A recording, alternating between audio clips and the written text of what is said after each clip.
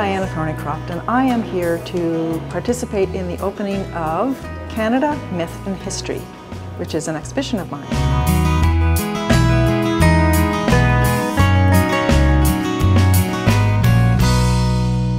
I am a Winnipeg photographer, and I have been making images that reflect Canadian identity for the last several years. The most recent suite of images is called Group of 7 Awkward Moments, and that's the work that's currently showing at the McMichael Gallery. Instead of doing traditional photography, which I sometimes suggest there are photographers that take pictures or take photographs. I make photographs. I construct them, I build tableaus, I find little G.I. Joes and Barbie dolls and action figures from craft stores and Michael's craft store and places like that.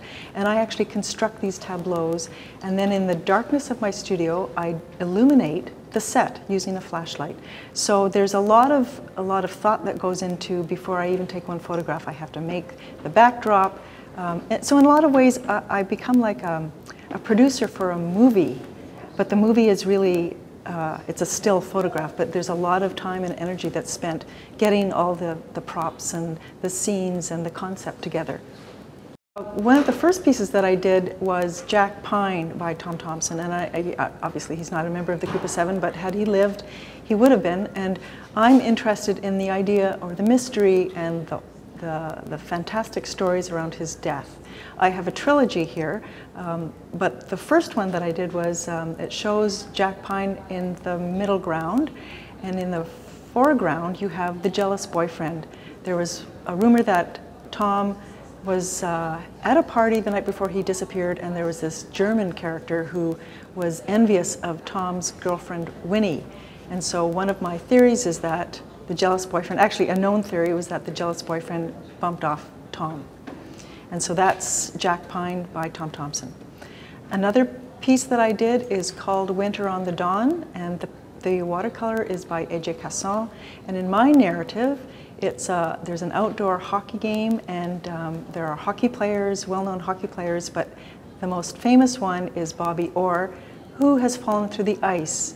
And meanwhile, the other hockey players and even 2 otters on the shore don't really care, and they continue to play hockey. There's a well-known painting by Lauren Harris called Lake and Mountains, and I decided to take that and use that as the backdrop for a new piece.